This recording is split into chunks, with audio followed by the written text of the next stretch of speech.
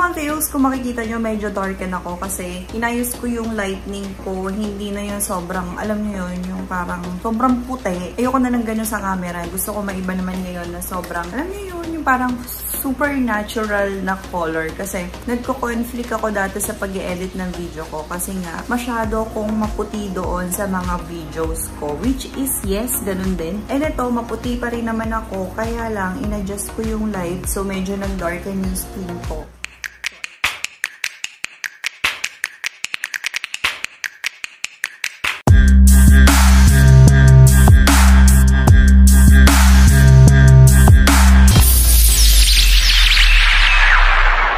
Hi mga kayugs! Welcome back to my channel, Maro Tanya Vlog! Happy New Year mga kayugs! So, ang tagal kong hindi nakapag-vlog ng ganito, yung, alam nyo yun, product review.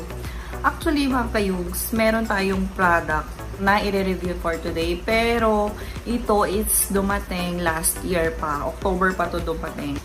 If I'm not mistaken, is October or November pa to dumating. Pero yun, gusto ko lang i-share sa inyo tong product na to. So, ano ba tong product na to mga kayugs? Ito ay ang Gluta Kojic Ultra Soap. So, alam niyo yun, gluta na to, tapos kojic pa. So, pinagsama-samang pampaputi na sabon. My gosh. Gluta Kojic Ultra Soap. So, mga kayugs, bagong-bago to. Kasi, hindi pa ako nakakita ng sabon na ganito na may gluta tayo na and then may kojic pa. So, ito, all-in na to. Ma-amaze ka sa kanila kasi handmade lahat to. Handcrafted. So, nakalagay dito is all natural and handcrafted herbal ultra lightening soap. So, diba? My gosh! Nung una, na-curious ako sa sabon na siyempre medyo busy ang lifey, hindi natin na-vlog agad. Kasi nga, we need to try it muna at gamitin kung totoo ba talaga siyang nakaka-effect sa ating skin. Sa ating bala, nung unang gamit ko nito is medyo nag-elastic yung aking face. So, ito na storytelling na nga. I mean, ginamit ko talaga siya sa mukha ko. Nag-elastic siya. Kung nakita nyo yung ito is color black to dati. Ayan, ganyan yung picture ko. Color black niyan. As in, ang itim-itim yan. Ngayon, tingnan nyo siya. Nag-reddish na siya. So, because of this, kasi nga nag-peeling siya. So, nag-peeling parang nagtutuklap siya sa buong mukha ko. Tsaka mga kayugs, tingnan nyo, oh, ang kinis ng aking face. Kita nyo ba? I mean, kita nyo ba na ang kinis na makintab? So, ito mga kayugs, talagang tinipid ko yung paggamit ito para ipakita sa inyo yung loob. So, ito yung loob niya. Ayan, ganyan siya. Yung kanyang loob. So, kung makikita nyo mga kayugs is very concentrated kung gagamitin nyo to. Pwede nyo siyang hati-hatiin. Kasi ako nung ginamit ko to is hinati-hati ko like this. Ayan, ganyan siya kaliit. And then, yung ganitong gamit ko is naabot na siya ng 1 month. So, ganun ako katipid sa sabon na to. Tinitipid ko siya talaga. At saka mga kayugs, hindi ko to na-vlog agad kasi may ginamit pa akong ibang soap na tiningnan ko kung okay siya. And then, I compare it to this. Nung una, sabi ko, uy, ano to? Ultra soap? Anong connect? Anong connect niya sa ating mga babae? Siyempre tayo, gusto natin maputi, makinis. Alam niyo na, yan ang ano ng babae eh. Yan ang pinaka asset natin lahat. So, mga kayong sinintroduce ko to sa inyo, hindi dahil na maganda daw to or what.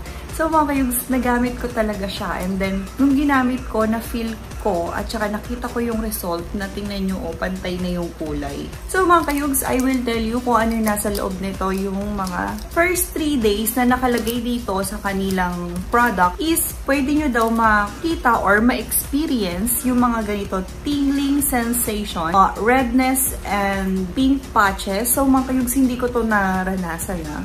Skin tightening, ito. Skin tightening, yung talagang yung parang nag-elastic siya. Yung alam nyo yun, yung nababanat, yun ang naramdaman ko dito. And then, micro-peeling from the 3rd to 5th day. So, mga kayugs, yung nakalagay dito na 3rd to 5th day, kahit ngayon is nagbabalat pa rin. So, mga kayugs, kung makita nyo, bakit ganito makintab nga? Kasi nga, naglagay ako ng serum at saka naglagay din ako ng cream. So, hindi siya kitang-kita na talagang sobrang dry. Kasi, mga kayugs, ito, hindi dry siya sa mukha kasi nga nagpipil. Nagpipil siya. Pero after nung pagpiling niya, ganyan na siya. Tingnan nyo to mga kayugs. Oh. Kulay black yan. And then na kulay red na. So mga kayugs, ang nakalagay din dito Don't be alarmed as these effects are only temporary. Avoid too much exposure to sun or use sun protection products to see the faster result.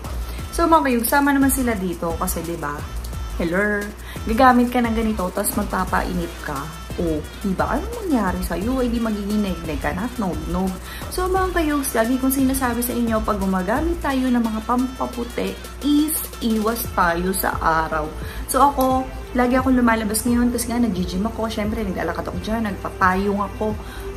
Nagpapayong na ako, and then naglalagay pa ako ng 100 SPF sa skin ko, and then binabalot ko yan. Ano na yun? Yung ano ba tawag dun? May tawag dun eh.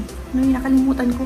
Yung palagay sa brazo, yung pang-cover, para siyang arm protection. May ganun akong sinusuot.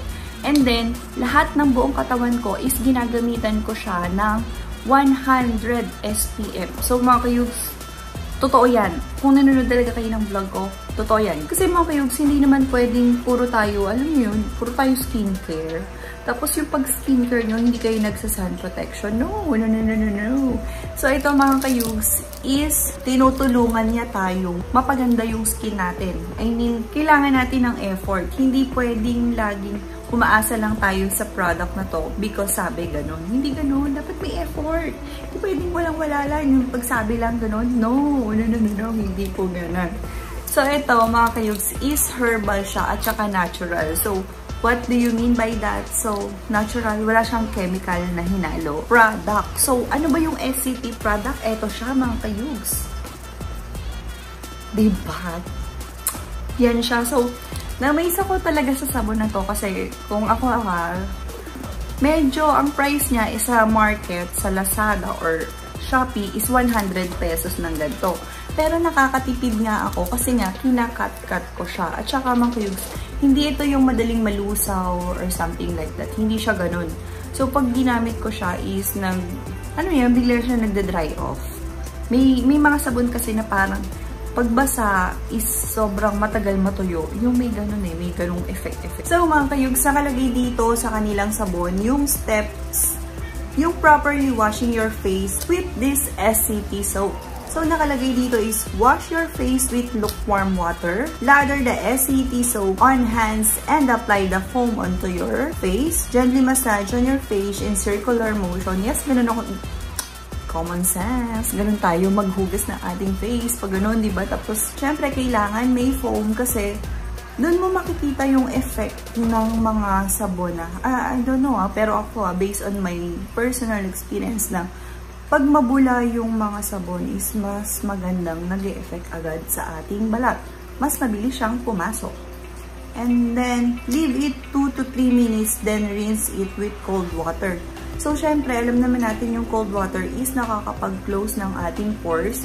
Pero ako mga kayugs, binababad ko lang to ng mga 1 minute. Hindi ko na siya inaabot ng 2 to 3 minutes kasi nga, ayoko nang matagal magbabad sa mukha. Kasi alam nyo na, syempre, it takes time. So, tagal ko nang maligo, then magbababad na naman ako ng gantong sabon. So, hindi ko yun ginagawa. Hindi ko siya finalo yung ganito. And then, clean your face with SCT toner and apply SCT face cream. So, mga kayugs, kung gusto nyo talagang makita yung effect nito, meron silang SCT toner and SCT face cream. So, wala tayo nun. So, itong sabon pa lang ang ating na-try. So, sooner and sooner, SCT, kailangan ng toner and cream para makita yung effect nito. So, mga kayugs, papakita ko pala sa inyo yung yung itsura ng sabon niya, yung color. Ayan, i-open ko na. So, gagamitin ko na ito talaga. Kasi, tinitipid ko Tingnan nyo yung color niya. So, may white, tapos may orange. So, bango. Yung smell niya is like amoy orange. Like orange papaya yung amoy. Na medyo parang, alam nyo yun, yung may pagka-lime yung smell. And then, kung makikita nyo dyan, may SCT ditong tatak, so hindi masyadong kita. Sa mga hindi pa nagsusubscribe sa akin dyan, don't forget to hit the subscribe button para lagi po kayong updated sa aking weekly vlogs. At kung nagustuhan nyo naman po ang aking vlogs, you could like and share na rin po para happy na. Thank you for watching. Bye!